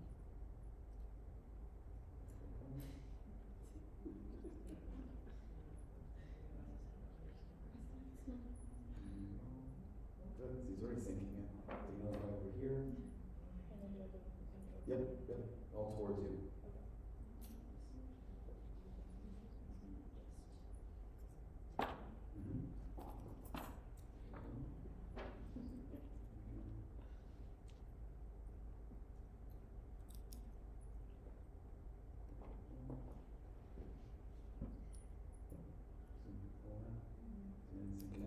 And do it again, and so you just keep on going, and then when you're ready to end it,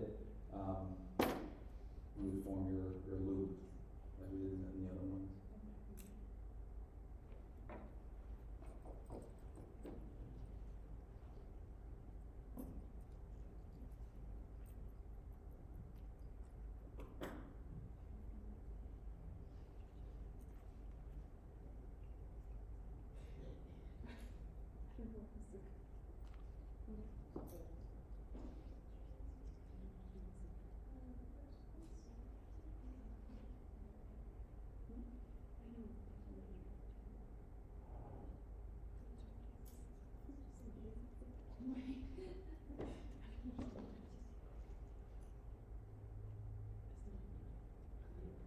Parallel.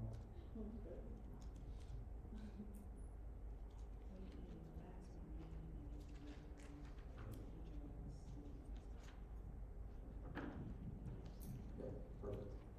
Perfect, good, that's it. Now you want to close it, you have circles still, and go, and now, pay attention on those loops. And pull the string over to, yeah, so do. So while you keep tension here, what you've been doing, grab this part of the loop instead, and then pull that, while you're pulling this in time. Okay, so let's do that side. See that? See how there's something in there? That's like, that's a little bit, yeah, that's what you need. And then do your square and,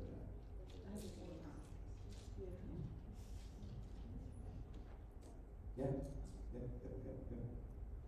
Yeah, this curling is the way the prosthetic is, but. Oh, okay.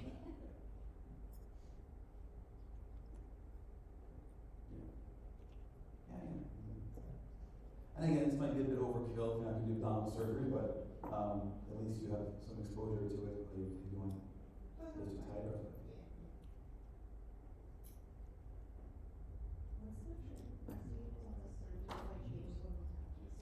Yeah. It's a problem. I don't know how to, so the question is. It's practice. I feel like it's practice because I feel like that's the only way I can do it without doing this. So I feel like I have, like, I don't know, and it just like over time and time and time. You get more organized in your hand. Yeah. The bougie way of doing it is you have an intern in surgery.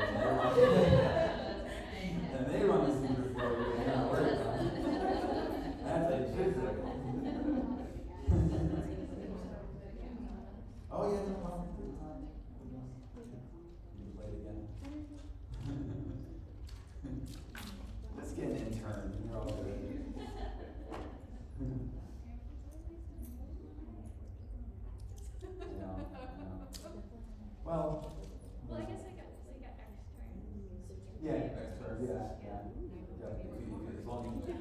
to scrub it appropriately and scrub it. No, I mean, it's usually like ladder at students, so. 34. Yeah, so I've let them suture a few things sometimes when I'm reviewing. They should be excited to be scrubbed in and all. They are, so they yeah, are, it's but like- sometimes they want, and I just like, and I always get weird about the skin layer because like, that's what I see, so I'm Yeah. always like, do like the subcutaneous layer? Yeah. You know, like the subcutis, but not Yeah. the like. We're gonna do that. But you know what I mean, like that's how I always am like, okay, you can do part of it, but not like the part that Sure. that they'll see. Yeah, fair enough. Cause I'm like. Yes, the question is, if you're closing a cat abdomen, do you close subcutaneously? Yeah, so I almost never. Unless it's really fat. So the problem, the reason for the concern is that cats really react to a durable suture, and they're fat. The steatitis that develops from suture interacting with it, it goes insane. And it'll be so bad I've had to dissolve my other layers. And it'll be like a big hernia now, all because I had fat sutured. So for my example for this is subtotal colectomy. So you have a fat cat, it's got megacolon, you do the whole colonic resection anastomosis, it's a good hour, 2 hour surgery, and all that subcutaneous fat, you try your best to lavage it, but it's kind of dry now.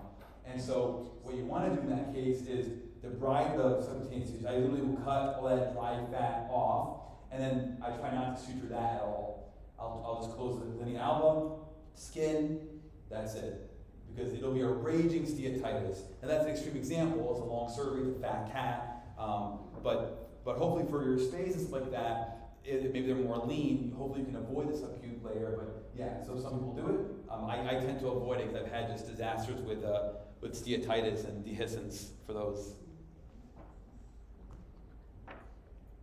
Okay, let's go on to the next thing here. So, okay, here's what it looks like in surgery for a stomach. So that's your inverting pattern. You can see how you can see the beginning knot, and you can't really see the suture material until the very end. So that's kind of what you're going for with inverting. So this is a recap of what we've done so far.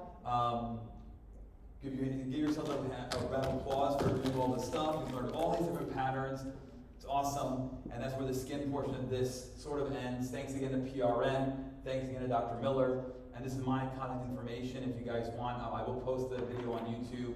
That's my company there, the Vet Triage. And again, thanks to PRN for sponsoring this. So now we'll go to some bonus material here with some patterns. And for anybody who thinks they've had enough, you're more than welcome to leave. We'll go through some basic stuff now. So, and again, this will be on YouTube. If we're running out of time, it's okay.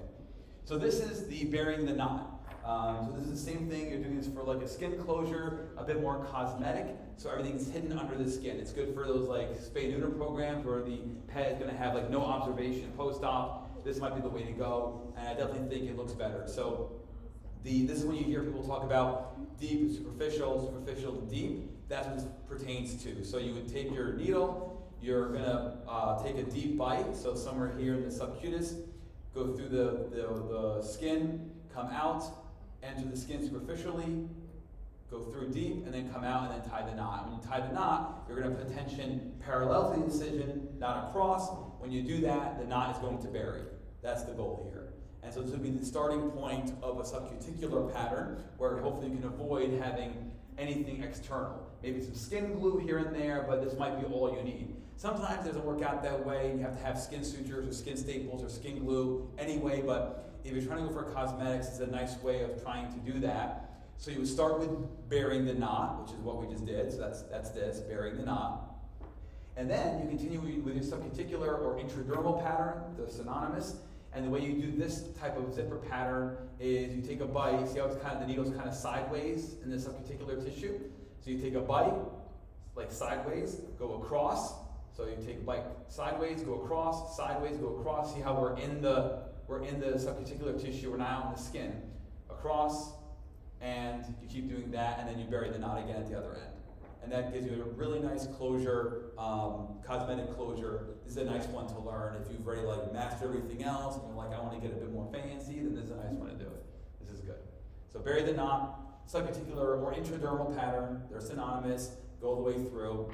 This one might be annoying to do on the prosthetics again, because there's not a lot of depth. the prosthetics. But I at least want you to be aware of it, and if you do practice at home, at least you'll see it. But that's how you would do a subcuticular pattern. It looks very nice. It will also look not very nice if you don't have a lot of practice with it. So you gotta just, yeah, it can look really gnarly, which is my problem. I don't have the best cosmetics when I close these things. So, hello. But yeah, that's a subcuticular intradermal pattern. So feel free to practice that again. The best incision maybe to do it on is that curvy one, that's S-shaped one, that one towards the end. That one maybe is a bit thicker, but I don't know if some of you might have already closed that incision. But either way, it's a nice one to look at.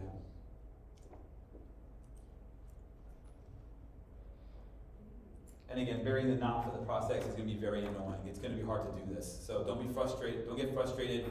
It's just they're not made for this. But I want to show it to you that it's such a prominent closure. If you're going to dive into skin and you want to be a bit more advanced, then this is a nice one to do. But again, the prosthetics aren't really made for it. So do the best you can. We can move on here in a minute or two to the next one.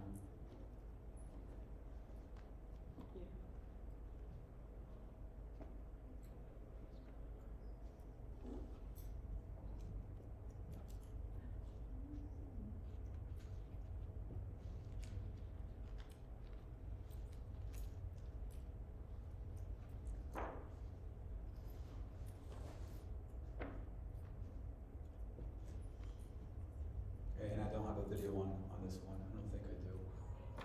Yeah, I don't have a video on this one, so this is it.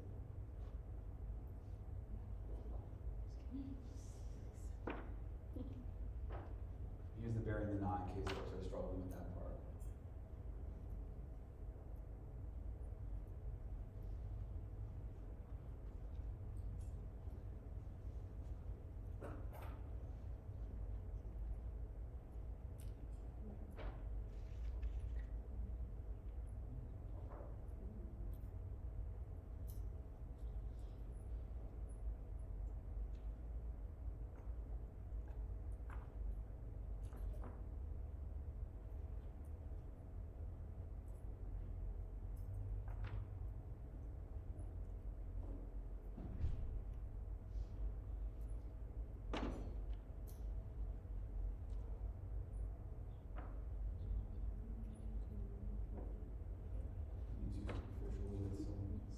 Trying to bury the knot.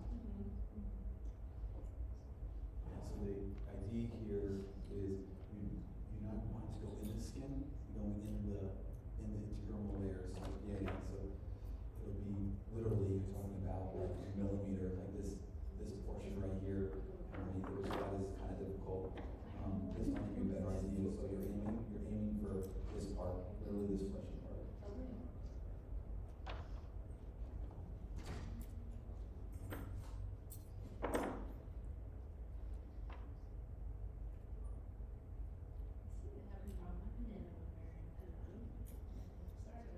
Yeah.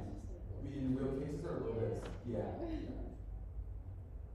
Like I usually leave the, I don't know if it's wrong, but I leave like a tag on the liquid. Yeah. Yeah. So the comment is she leaves a tag with the linea and then incorporates the closure, the skin closure with that tag, or the dermal closure, and a lot of people do that. I did it briefly. I don't remember how to do it anymore, but a lot of folks will do it that way. And then doesn't that create a continuous closure with both layers? Yeah. So you want to make sure you're secure because I imagine if one part fails, the whole thing will open up. But but it does go. It is good for speed, I guess, and for cosmetics too. Yeah.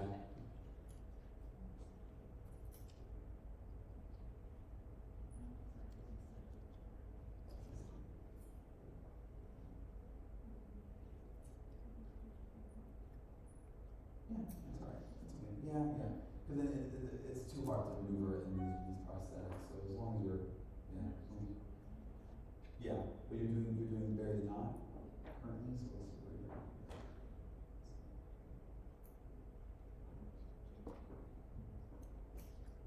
I'm just seeing where you're. It's here. So here's this part. Yeah, this part here.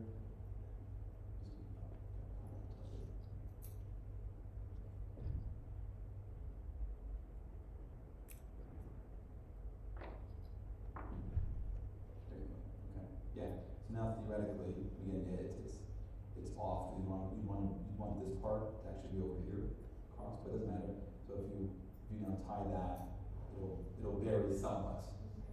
Yeah, just make sure your tension is parallel to the incision, not perpendicular, parallel.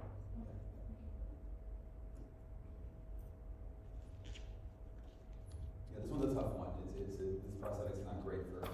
But, let's go on to another aspect here. We'll just show you these things. So we're tight on time. Tacking suture allows you tacking the subcutaneous tissue to the deeper fascial plane. You eliminate dead space. Dead space is a concern because the body wants to fill up dead space with things like fluid and it makes them prone to getting infection and also causes tissue disruption because with slower healing. So the idea behind eliminating dead space is one method is by performing tacking sutures. So I'll show this one again. All it means is that when you do your intradermal closure, like when we just did, before you go to the next edge of the wound, you take a bite in the wound itself and then go across. Thank you. Yeah. So play it again. So they do the deep superficial, right? And then superficial to deep on this side.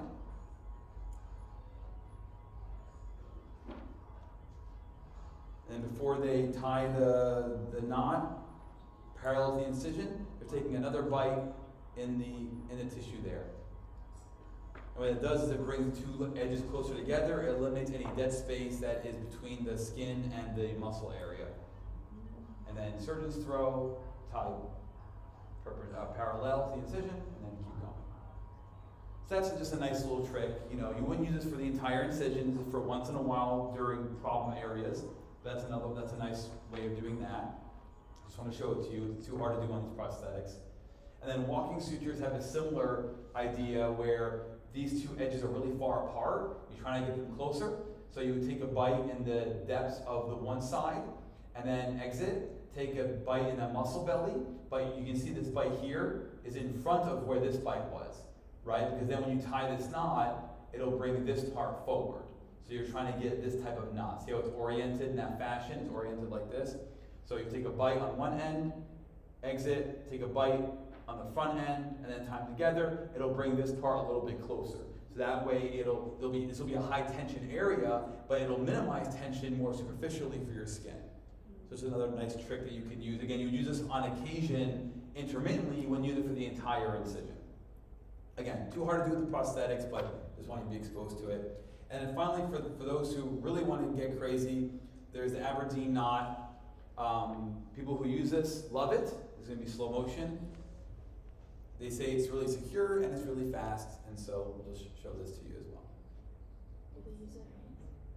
Yeah, so this can be a hand tie for this one, or I think you can use instruments as well, but they're using hand ties here. It's the last closure of it, so theoretically they're breaking the rules that I was saying before about using instruments, but this is your last thing anyway, so it may not matter. But for the purpose of the video, it'll show you. So folks who want to try this one, you can. It's kind of an interesting one. You would do this like a simple continuous pattern. See what they did? Simple continuous, and then you're ending it with an Aberdeen knot. It's just another way of ending it a bit faster, secure. Some people like this one. I've never used it, but you can see how the trick here is maintaining the tension. You can see how it can unravel on you if you're not maintaining tension correctly. This will take some practice. You'll have to do this one at home to get the idea behind it, but that's the Aberdeen knot. I'll show you another video here of them doing it also. So they did, instead of doing simple continuous, they did a subcuticular pattern. So they buried the knot up here, they buried the knot, they did the zipper thing, the subcuticular, and now they're going to end it. They want to end it with the Aberdeen. So deep superficial, superficial deep, and now Aberdeen. It's like a friendship bracelet, he says. I don't even know. And the reason why I like this video is because he shows the Aberdeen knot, and then he shows you how to bury the knot, because you can see when you do it, the knot is kind of bulky and it's sitting up top there, which is not the goal. But he's going to show you how to bury it. It's called smurfing, where you take a bite in the wound and exit out the skin. See that? Now you have a big knot. It's secure, it's fast, but then you want to bury the knot, and so he'll show you how to bury it.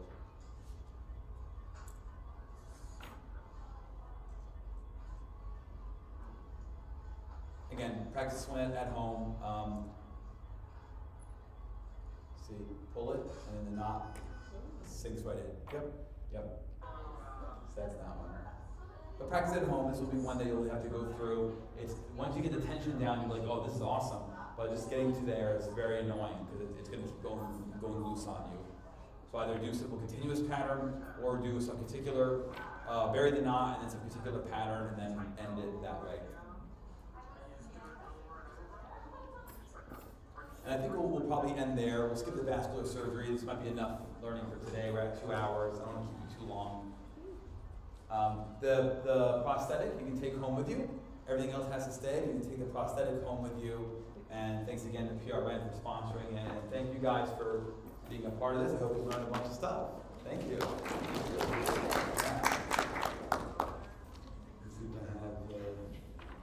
These are all vascular surgery. And then we'll just go to my info there. And that's it. Yeah. Did you want to see something? Okay, I thought somebody was saying something. Yeah.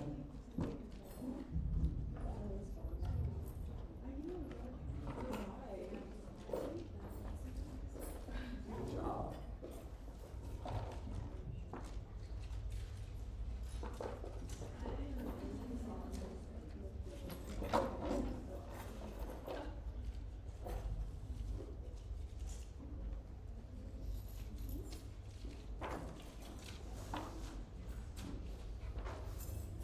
Enjoy the rest of the conference.